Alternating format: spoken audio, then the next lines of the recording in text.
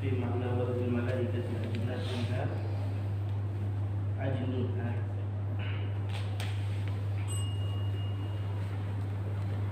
وقد اختلف في معنى وجه الملائكة أجنحتها لطالب العلم فكلا هو كناية عن التوكل له والخشوع وكلا الكف عن الطيران للنزول عنده والحضور معه وكلا التوقير والتعظيم له وكلا معناه تحمله عليها وتعينه على بلوغ المقصد. قلت ويؤيد هذا المعنى الآخر ما حكي عن الشيخ أحمد بن أبي جعد رحمه الله أنه لما أتاه الشيخ عبد الله بن عباس وأخوه أخذ الشيخ أحمد يتبرك ويتمسك بأقدامهما وأمرهما بأن يضعا أقدامهما على عضو من أعضائه الشريفة فلما قال له لما تفعل ذلك ونحن ما أتينا إليك إلا لتبرك بك ونستفيد من علومك وأخلاقك فقال لهما ما فعلت ذلك إلا لما رأيت الملائكة تفرش أجنحتها لكما ورأيتكما تدعان عليها أقدامكما فأحببت التبرك والتماس بركة مواضع مستها أجنحة الملائكة انتهى. ذكرها في النهر المورد. وأما إلهام الحيوانات بالاستغفار للعالم فقيل إنها خلقت لمصالح العباد ومنافعهم والعلماء هم الذين يبينون ما يحل منها وما يحرم ويوصون بالإحسان إليها والنفي الضرر عنها. أفاده ابن جماعة في تذكيرته. وسئل الحبيب عدروس بن عمر الحبشي نفع الله به أي شيء من الالتفاء الحاصل للحيتان من العالم حتى استغفرت له فأجاب إن العالم إذا عمل بعلمه وعلم الناس العلم وأمرهم بالخير واعتمروا ونهاهم عن الشر وانزجر.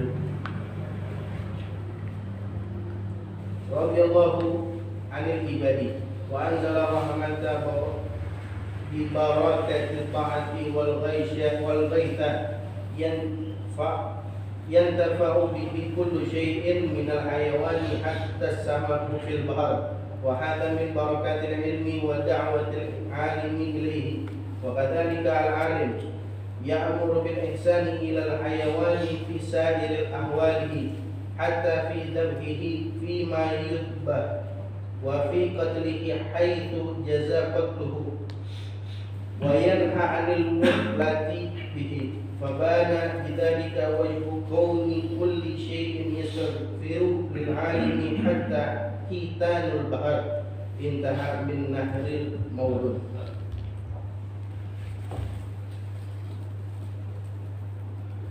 Bismillahirrahmanirrahim. Alhamdulillahirabbil alamin. Allahumma shalli wa sallim ala sayyidina Muhammadin wa ala ali sayyidina Muhammad. Qala musannif rahimahullah ta'ala wa nafa'ana bihi wa bi ta'ala. Wa an Abi Darda radhiyallahu anhu qala Rasulullah sallallahu alaihi wasallam yaqulu man salaka tariqan yaltamisu fihi ilman salaqallahu bihi tariqan ila jannah. Wa innal malaikata la tadau ajnihataha li talibil ilmi ridan bima yasna. Wa innal alima la yastaghfiru lahu ma fis samawati wa ma fil ardh hatta al hitanu fil ma. Wa fadlul alimi 'ala al-'abidi ka fadlil qamari 'ala sairil kawakib. Wa innal ulama warathatul anbiya wa innal anbiya la yuwarithu dinaran wa la dirhaman wa innama warathul ilma faman akhadahu akhadha bihadzin wafir. Ya, kita kembali lagi. Biasa kita flashback dulu. Masih di dalam pasal kedua, membahas tentang apa yang warid yang datang dari hadits Nabi SAW di dalam keutamaan ilmu, ahli ilmu, dan anjuran mencari ilmu. Anjuran mencari ilmu.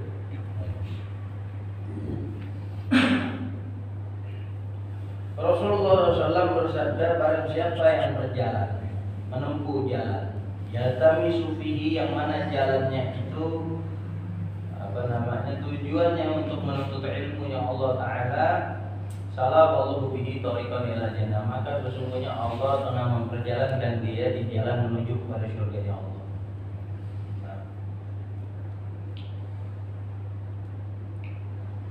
Dan sesungguhnya para malaikat Allah Ta'ala la tadau ajnihataha li talibil ilmi ridwan bima yasna.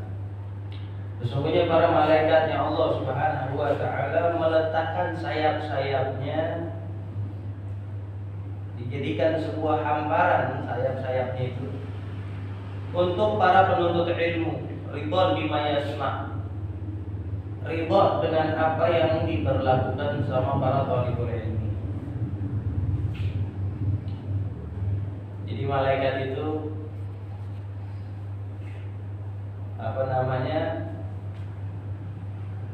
membentangkan sayapnya buat para talibul ilmi, membentangkan sayapnya untuk dipakai jalan sama talibul ilmi.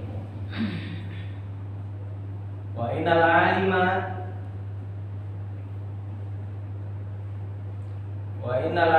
la yastaghfiru lahu man fis samawati wa man fil ardi hatta al-hitanu fil ma'. Dan kata Rasulullah, buat orang yang berilmu, sesungguhnya seluruh siapa makhluk yang ada di langit dan ada di bumi itu semuanya beristighfar, memohonkan ampunan bagi dia, buat dia minta ampunan. Sampai-sampai binatang atau makhluk hidup yang ada di air, semuanya kayak gitu. Wa fadlul alimi 'alal 'abidi ka fadlil qamari 'ala sairil kawakib. Dan keutamaan orang yang berilmu dibanding sama yang enggak berilmu, kata Nabi, itu seperti keutamaan rembulan purnama yang dikelilingi bintang-bintang. Wa innal ulama warathatul anbiya. Dan sesungguhnya para ulama itu, para orang-orang berilmu itu pewarisnya para nabi, ahli warisnya Nabi. Wa innal anbiya lam yuwarithu dinaran wala dirhaman. Dan sesungguhnya para nabi-nabi itu enggak mewariskan dinar atau dirham waktu meninggal dunia. Wa inna mawarathul ilm, hanya saja para nabi-nabi itu hanya mewariskan ilmu. Faman akhadahu akhadha bihadzin wafir. Barang siapa yang mengambil warisan itu, maka sungguh dia telah mengambil bagian yang sempurna, akan mendapatkan mengambil keberuntungan yang sangat besar. Ini hadis ini kita sepakati, kemarin udah kita bahas. Wa qad ikhtulifa fi ma'na wad'il malaikati ajnihataha li talibil ilmi. Nah, di sini dibahas sedikit sama Habib John Smith masalah perbedaan pendapat di dalam sabdanya Nabi yang mengatakan malaikat meletakkan sayapnya, menghamparkan sayapnya buat para penuntut ilmu. Maksudnya apa? Fakila. Yang masyhur itu ya wes. Yang masyhur itu malaikat membentangkan sayapnya buat dipakai jalan sama kita. Makanya Anda selalu bilang, maaf, kalau dikatakan saya sama yang nggak ngaji itu beda. Gimana enggak? Anda jalan di atas aspal, saya jalan di atas sayap malaikat. Gimana mau sama? Nggak mungkin sama. Nah, kamu itu jalan di atas aspal, di atas sana, saya jalan di atas sayap malaikat. Makanya itu. Ini kan dari segi keberuntungan aja udah beda saya sama kamu. Makanya orang kalau ngaji itu jadi thalibul ilm ini nggak ada yang nggak istimewa, pasti istimewa. Dan nggak ada persamaannya sedikit pun sama orang yang nggak ngaji, nggak ada ceritanya. Hakikatnya saya ini selalu jalan di atas hamparan barat sayapnya para malaikat.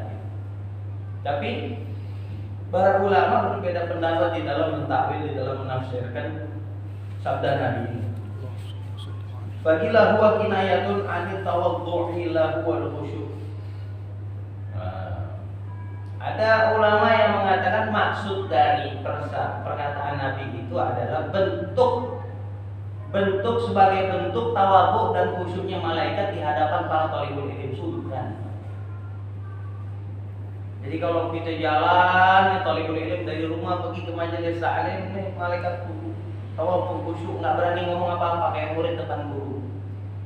Malaikat sungkem-sungkem gitu sama thalibul ilm. Istimewa. Wagila, dan ada juga ulama yang mengatakan maksudnya merebahkan sayapnya itu adalah al-kaf anit tiron linuzuli indahu wal huduri ma'ahu. Ada juga yang mengatakan malaikat ini menjaga dirinya untuk enggak terbang ke langit. Semua malaikat kumpul hadir sama para thalibul ilm, menghormatin malaikat, nggak mau naik ke atas lagi kalau ada orang thalibul ilm majelis kayak gitu. Sungkan sama para thalibul ilm, sungkan. Mereka itu pasti duduk menahan dirinya buat nggak terbang dulu sampai nih majelis ini nih, urusan taklim selesai baru dia kabur. Tuh kayak begitu. Wakila atau kir wa ta'zim, ada juga yang mengatakan ulama bahwasanya makna dari hadis tersebut adalah bentuk menunjukkan bagaimana bentuk malaikat itu memuliakan, mengagungkan para thalibul ilm. Dan yang terakhir ada ulama yang mengatakan maknahu tahmiluhu 'alaiha wa tu'inuhu 'ala bulughi maqsadihi.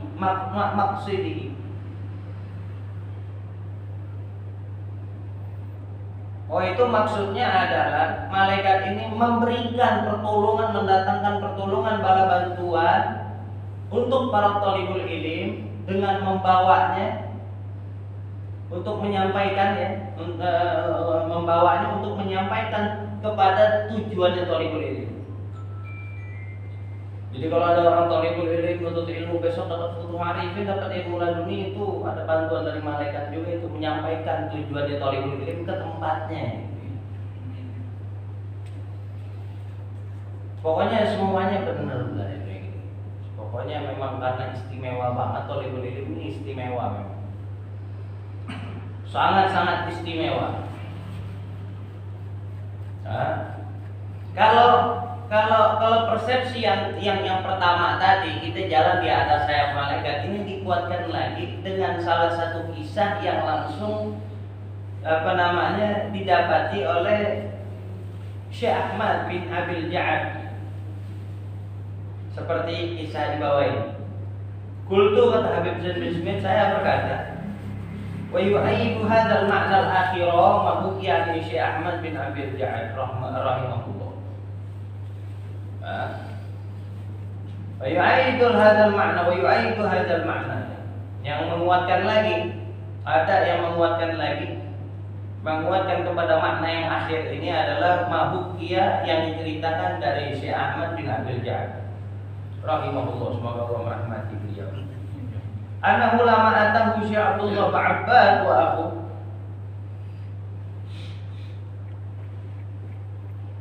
Pernah Syekh Ahmad bin Abil Ja'ad ini didatangi oleh Syekh Abdullah Ba'abbad.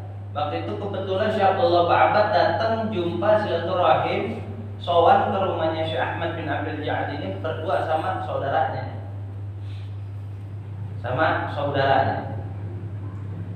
Apakah Syekh Ahmad yatabarraku wa yatamassahu bi aqdamihi. Waktu datang ke rumahnya Syekh Ahmad, sampai Syekh Abdullah Ba'abbad sampai di rumah Syekh Ahmad bin Abil Ja'ad, duduk enggak pakai banyak ngomong. Syekh Ahmad bin Abil Ja'ad langsung ngadatin Syekh Abdullah Ba'abbad sama saudaranya, megang telapak kakinya. mengusap telapak kakinya. Mau ngambil barokah, mengusap telapak kakinya si Abdullah bin Abbas. Diusap, diambil barokah.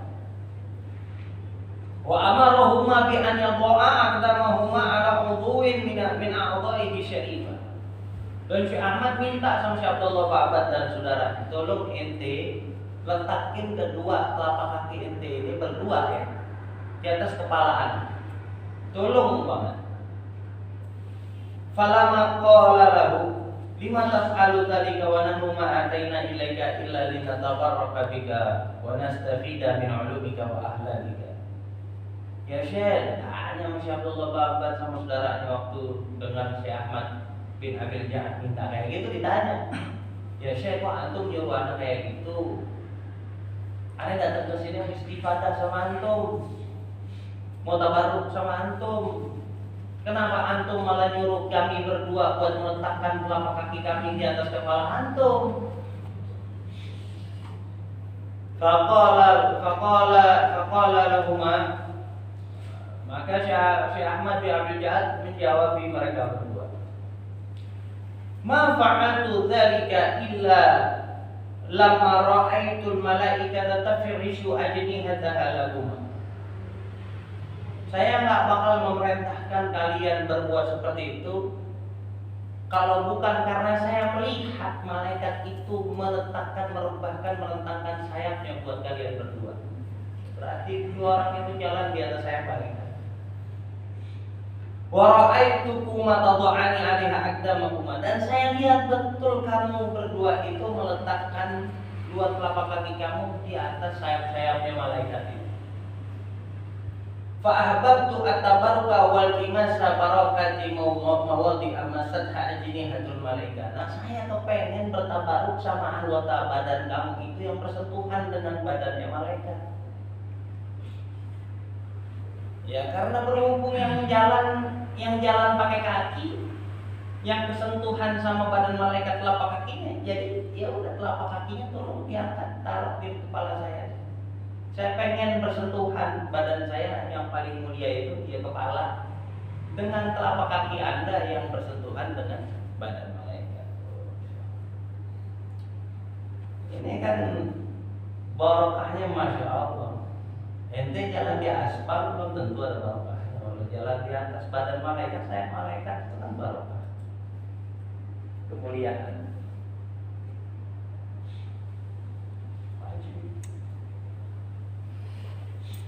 Makanya nggak salah Nabi bilang, man salaka thariqan yaltamisu bihi ilman salakallahu bihi thariqan ilal jannah. Barang siapa yang berjalan demi menuntut ilmunya Allah Ta'ala, maka sesungguhnya Allah Ta'ala telah memperjalankan dia ke surganya Allah Ta'ala. Kalau nggak salah. Karena Nabi SAW bilang di dalam hadisnya, man kharaja yatlubal ilma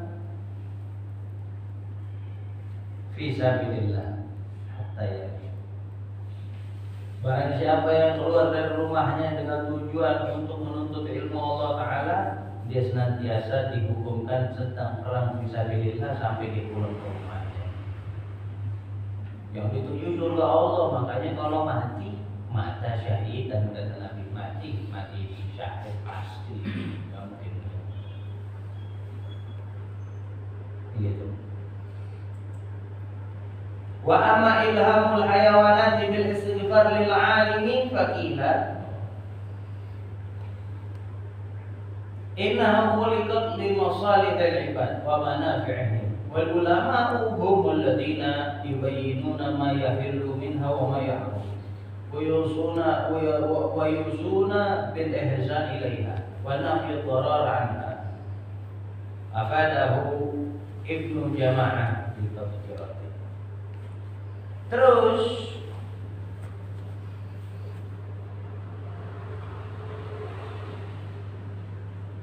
Terus kan di dalam hadis Nabi tadi, Nabi mengatakan innal alam la yastaghfir lahu ma fis samawati wa ma fil ardh wa innal alima Untuk orang yang alim, semua yang ada di langit, yang ada di bumi berarti termasuk hewan yang ada di air, semua diilhamin sama Allah Ta'ala, diperintah sama Allah Ta'ala buat beristighfar, memohonkan maghfirah kepada orang yang alim. Maksudnya apa? Kenapa buat orang yang alim?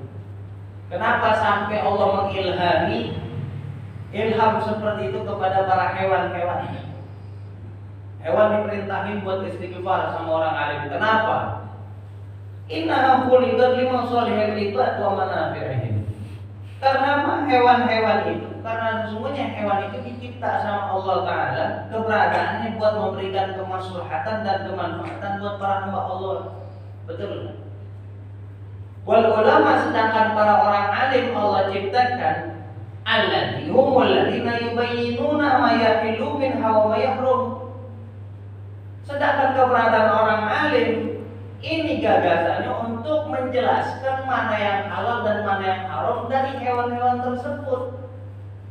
Hewan yang ini nggak boleh dimakan, hewan yang ini boleh dimakan, yang ini halal, yang ini haram. Ini yang ngasih tahu batasan-batasannya orang alim. Wa yusuna bil ihsan ilaiha.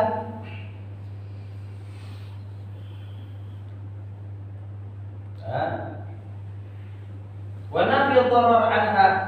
Dan orang alim yang bisa memberikan wejangan-wejangan, wasiat-wasiat, menjaga kepada hewan-hewan tersebut. Barokahnya orang alim. Ente kalau sama binatang mesti ihsan, nggak boleh ngasih mudarat, nggak boleh mendatangkan kemudaratan. Orang alim. Motong kambing caranya nggak begitu, motong kambing nggak boleh nyakitin, motong sapi nggak boleh begitu, cara memburu binatang yang ini begini, memburu itu nggak boleh pakai tembakan, mesti pakai benda yang tajam, mesti pakai panah. Nah, kalau bunuh pakai pistol nggak halal, dagingnya buat ente makan karena matinya bukan karena tajamnya. Bukan karena tajamnya panah kita, bukan karena tajamnya benda yang kita pakai buat memburu dia, tapi kita matiin dia dengan karena dasar panas. Nggak boleh nyakitin, ada unsur nyakitin, nggak boleh. Siapa kalau bukan orang alim yang ngasih ajaran kayak begitu? Ini nyampe di syariat-syariat kayak gitu. Akhirnya diuji sama ahli sains.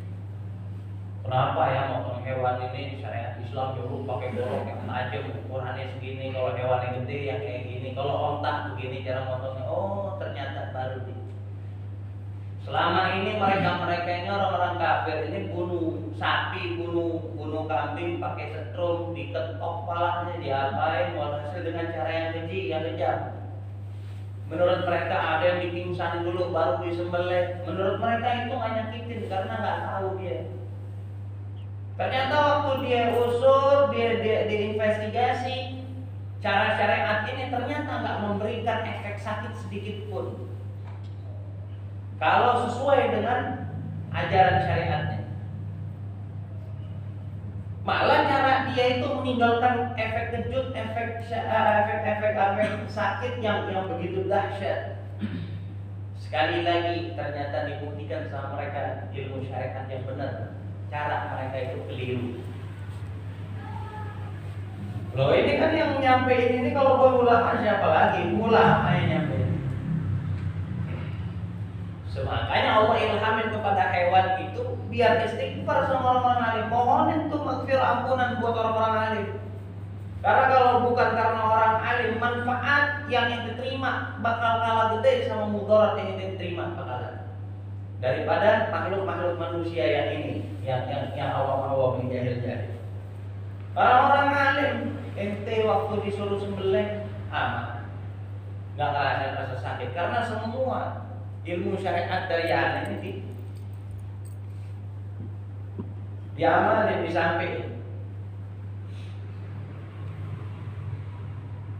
Makanya obat Suhail al-Habib Idrus bin Umar al-Habsyi nafa'allahu bih. Habib Abdullah Habib Idrus bin Umar al-Habsyi pernah ditanya, ayu syai'in min al-intifa' al-hasil al-hidan min al-alim hatta istaghfarat lahu. Emang manfaat apa sih yang didapat, yang didapatin para hewan dari orang alim, sampai-sampai tuh para hewan itu, si hewan-hewan ini, binatang-binatang ini beristighfar mohon ampunan buat orang-orang alim. Aja dijawab sama Habib Idrus bin Umar al-Habsyi. Innal alima idza amila bi ilmihi wa 'alama an-nas al-ilma wa amarahum bil khair wa tamaru wa nahahum 'anil syarr wa zajaru radhiyallahu 'anil ibad wa anzala rahmatan bi barakati ta'at wal ghaitha yantafi'u bihi kullu shay'in minal hayawan hatta sama fil bahr wa hadha min barakatil ilmi wa da'watil 'alimi ilayhi wa kadzalika al-'alimu ya'muru bil ihsan ila al-hayawan fi sa'iri ahwalihi hatta fi dhabhihi fi ma yudbah wa fi qadrihi haythu jaza qadruhu wa yanha 'anil mudlah bih fa ba'na bidzalika wajhu kauni kulli shay'in yastaghfiru lil 'alimi hatta hitanul bahr. Dijawab sama Habib Idrus bin Umar al-Habsyi. Sesungguhnya orang alim itu kalau ngamalin ilmunya, kemudian diajarin ke orang lain ilmunya, wa 'allaman nasa al-ilmu, dan mengajarkan kepada manusia apa ilmu, wa amarahum bil khairi wa tamalu, dan memerintahkan kebajikan dan menegakkannya, merintahin orang buat jadi orang baik dan ngamalin barang-barang, disuruh ngamalin amal baik. Wa nahahum 'anil syarr, dan mencegah keburukan sama mereka, melarang mereka berbuat keburukan, kebatilan. Wa zajaru, dan beri wejah-wejah, memberi perhatian yang besar itu jangan sampai orang-orang itu berbuat kemungkaran. Apa yang akan didapatin? Radhiyallahu 'anil ibad, Allah bakal menurunkan ridhonya buat para hamba-hambanya. Betul nggak? Andaikan semua orang soleh, orang-orang Islam yang soleh, orang Islam yang soleh, ngamalin taat, ngerjain yang ma'ruf, mencegah dirinya daripada kemungkaran, apa yang bakal didapatkan? Allah ridho sama mereka. Allah bakal ridho sama mereka. Kalau Allah udah ridho sama mereka, wa anzala rahmatan bi barakati ta'at, Allah bakal turunin keberkahan, Allah bakal turunin rahmat barakah ketaatannya mereka kepada Allah Ta'ala. Wal ghaitha yantafi'u bihi kullu shay'in minal hayawan hatta sama fil bahr. Dan Allah bakal menurunkan pertolongan, yang pertolongan itu akan menjadi manfaat untuk semua segala sesuatu, dari bangsa manusia, hewan, sampai ikan yang ada di air. Ini semua kata Habib Idrus bin Umar, wa hadza min barakatil ilmi, ini semua enggak terlepas dari barokahnya, dari barokahnya ilmu. Barokahnya ilmu wa da'wati al-alimi ilaih, dan dakwanya orang-orang alim kepada mereka. Kalau bukan karena jasanya orang-orang alim, enggak mungkin dapat itu semua. Makanya ente bayangin, orang perhitungan, murid perhitungan sama guru kurang ajar. Murid perhitungan sama guru kurang ajar, bakhil kurang ajar, pelit kurang ajar. Yang lu keluarin materi yang guru datengin buat lu itu semuanya yang tadi disebutin.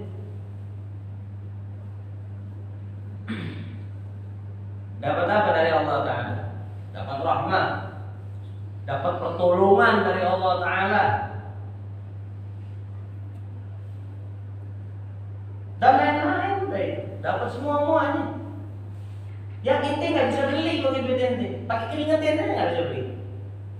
Dikumpulin nih harta ente, dunia yang lagi ente mampu beli, yang tadi ente nggak mampu beli, yang tadi ente nggak mampu beli. Rahmah, barokah, pertolongan dari Allah Ta'ala ente nggak mampu beli, nggak bisa dibayarin. Ini semua dikatakan sama Habib Idrus bin Umar al-Habsyi, barokahnya siapa? Barokah ilmu dan dakwanya orang yang berilmu yang sampai ke ente. Wa kadzalika al-'alimu ya'muru bil ihsan ilal hayawan. Dan karena orang alim juga kan, masih orang alim yang memerintahkan kita berbuat ihsan hatta sama binatang. Kita dianjurin perang kalau orang merangin kita. Orang kafir merangin kita wajib perangin dia. Tapi ingat, di dalam peperangan kita wajib tetap jaga adab wa akhlak. Gak boleh ngelukain anak kecil, gak boleh nyakitin perempuan, gak boleh nyakitin orang tua, aki-aki. Gak boleh kita injek-injek tanaman yang ada di sekeliling kita, ngancurin, gak boleh rusak. Urusan kita perang-perang aja yang itu gak boleh. Pemuka agama dari non-Islam gak boleh kita sakitin juga. Ini aturan syariat. Ini aturan syariat. Kalau sekarang kita dengar Allah yang tempo hari berita masalah ISIS, teriaknya Allahu Akbar, aki-aki dibelah palanya, dipotong. Ulama kita nih yang Islam disikat sama dia. Ngakunya paling Islam. Apa ajaran siapa? Ajaran Allah, ajaran syaitan, ajaran iblis. Allah nggak ngajarin kayak gitu. Orang alim nggak bawa syariat kayak begitu. Hah? Imam Ramadan Al-Buti lagi ngajar subuh ditembak kepalanya. Sampai darahnya mengalir ke atas Qur'annya beliau. Bayangin. Ada syariat lah, bukan. Belajar syariat yang benar biar paham. Dinul Islam, dinul rahmah, agama Islam, agama rahmah, agama kasih sayang. Enggak begitu caranya. Perang aja dituntut pakai adab wal akhlak. Bukan kalau udah perang apa aja dia bisa terabas, lampu hijau buat ente terabas apapun yang ada di depan ente lah, nggak boleh kayak begitu. Nggak boleh kayak begitu. Itu namanya nggak punya peri kemanusiaan. Perang kita karena Allah, bukan karena nafsu kita. Sayyidina Ali bin Abi Thalib waktu perang di medan perang, waktu mau nebas orang kafir, diludahin mukanya Sayyidina Ali. Apa yang dilakukan sama Sayyidina Ali? Ditinggal sama Sayyidina Ali. Sampai orang kafir nanya, Ali, kenapa ente gak bunuh ane? Tadi ada mau bunuh ente. Begitu ente ludahin muka ane, nafsu ane naik, hasrat ane membunuh ente jadi naik. Nafsu ane bunuh ente. Ane gak mau kotorin di pedang Dzulfiqar. Hadiah dari Rasulullah dengan nafsu ane. Ini perang wajib ikhlas karena Allah. Bukan karena nafsu anda perang ini karena Allah Ta'ala. Anda gak mau rubah niat anda karena Allah, jadi karena hawa nafsu anda. Kata Sayyidina Ali bin Abi Thalib, akhirnya masuk Islam. Ini ilmu. Makanya dikatakan sama Habib Idrus, ente perlu tahu alim ya'mur bil ihsan ilal haywan bisa iri ahwali hatta fi dhabihi fi ma yutbah. Orang alim ngajarin kita urusan ihsan yang sampai berbuat ihsan ke binatang kita diajarin.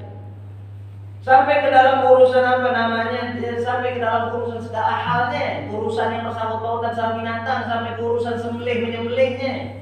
Kita diajarin. Nyembelih hewan kayak begini, caranya begini, nggak boleh nyakitin.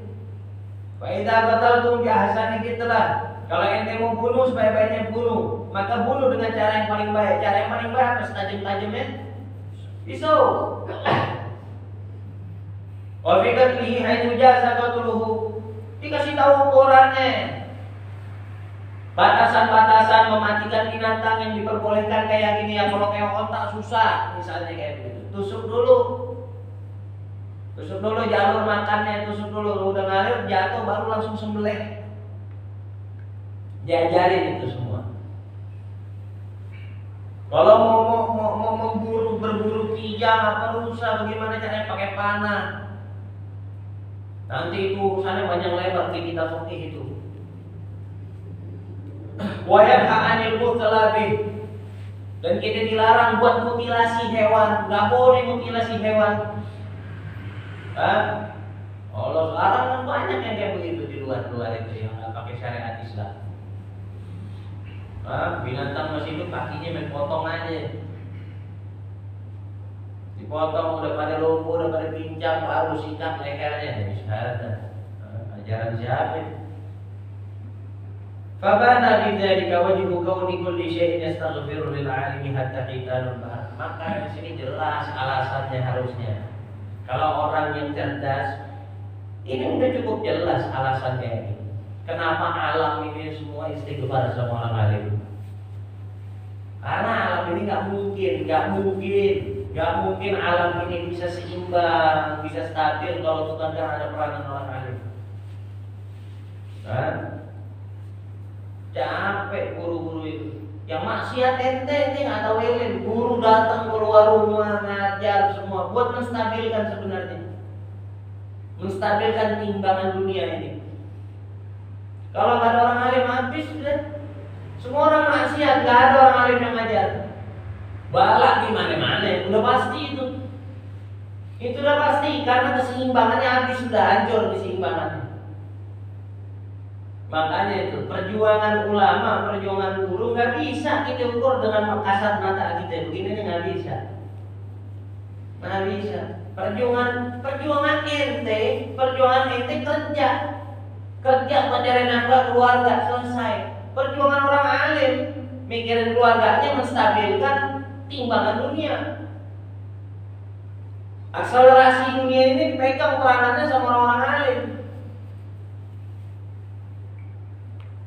Makanya gak usah heran kalau Nabi bilang al-alimu habibullah, orang alim kekasihnya Allah. Wa in kana fasiqan, walaupun fasik kekasih Allah Ta'ala. Dia fasik tapi dia masih bisa ngajarin benar ke orang. Dia ngajarin benar ke orang, dia ngajarin ilmu ke orang, dia fasik. Masih habibullah tuh. Masih habibullah. Ya. Kalau kita kan pusing-pusing buat menstabilkan dapur di kita. Kalau orang alim menstabilkan akselerasi dunia. Makanya heran kalau melihat orang mau ngaji males. Ente mau nyumbang. Ente nggak kasihan orang alim.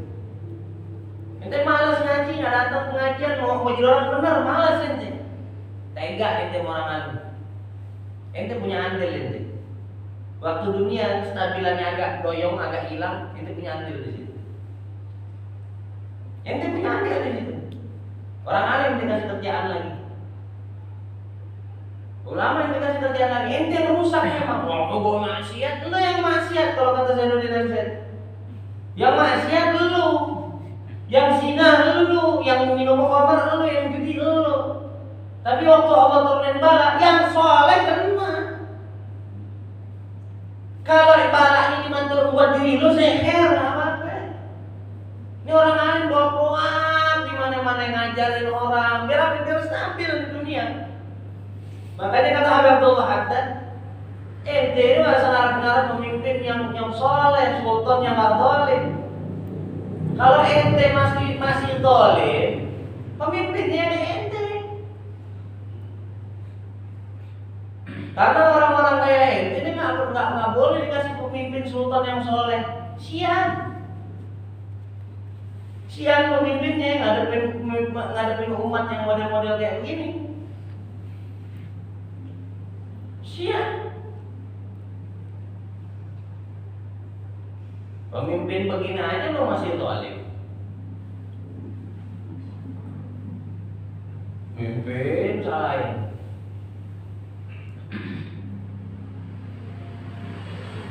Jadi ngomong begini nggak ada urusan promo pemerintah pegawai, nggak ada urusannya. Ada kubu netral. Ya begitu. Waduh, boyong.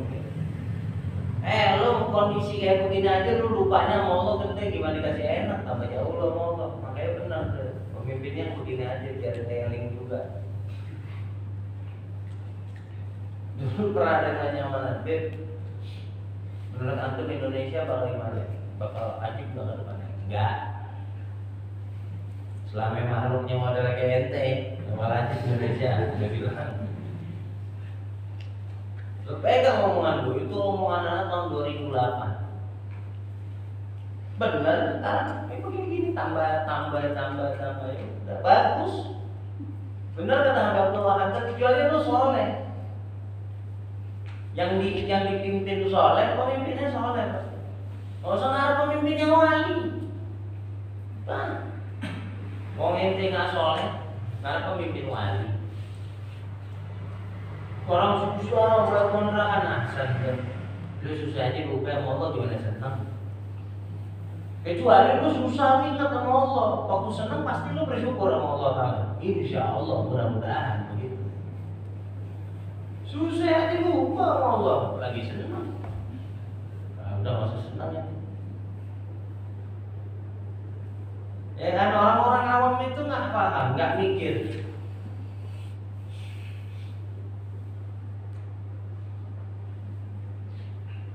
Ya orang-orang awam itu nggak mikir, dipikir dia kerjaannya ngurusin keluarganya sama, padahal bikin repot ulama. Tugas ulama tuh berat. Maka Nabi bilang orang berakhir sama gurunya, pelit sama gurunya, kurang ajar namanya, kurang ajar, setan, bukan salah setan, iya. Mau ulama pelit, setan namanya. Ya nggak tahu yang ditanyain ulama, lu ngaji depan gue sekarang kayak begini, besok di akhirat lu ditanya sama Allah selalu katanya, Allah nanyain lu sama gue, padahal lu kagak pernah mikirin gue. Ya kan setan namanya. Paham? Tan tua.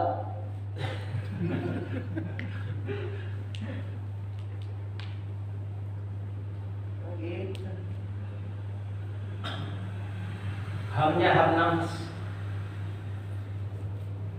Yang urusan dirinya sendiri aja. Makanya Nabi bilang, ente nih udah mau ngaji aja udah.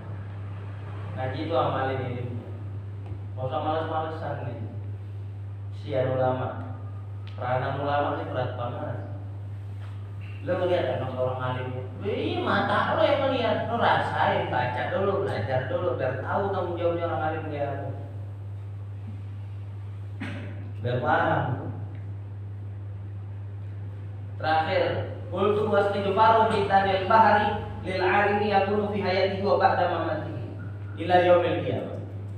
Dan saya katakan dengan muslim, istighfarnya para makhluk-makhluk yang ada di laut, yang ada di air, buat orang alim itu senantiasa terjadi mau di masa hidupnya orang alim sampai di masa setelah meninggalnya.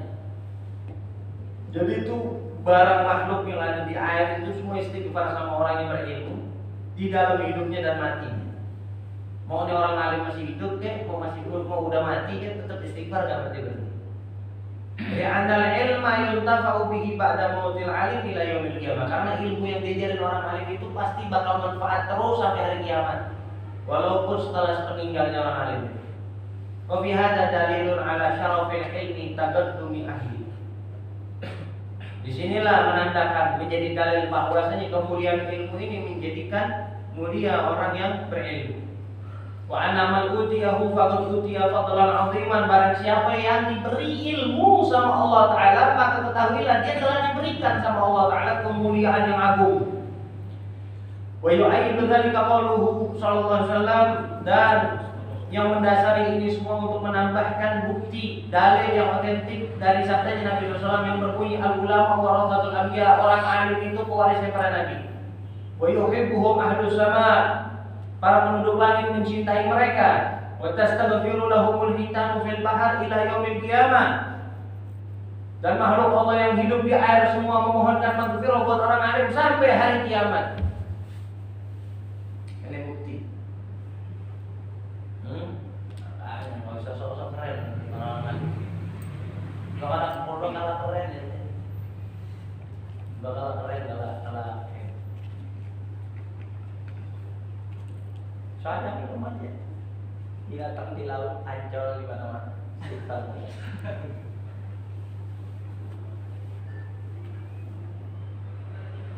Saking banyak istighfar, ratapan ada mau tutup gelas. Gimana dah, ya kan? Udah keren aja deh pokoknya, ya kan? Yang belet-belet mau ulama, mana-mana aja mau ulama siapa aja. Yang perlu bantu. Satu ulama nyapis, bantu. Yang belet-belet setan.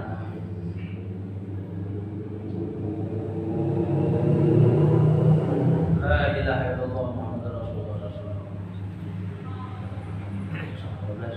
khuttahu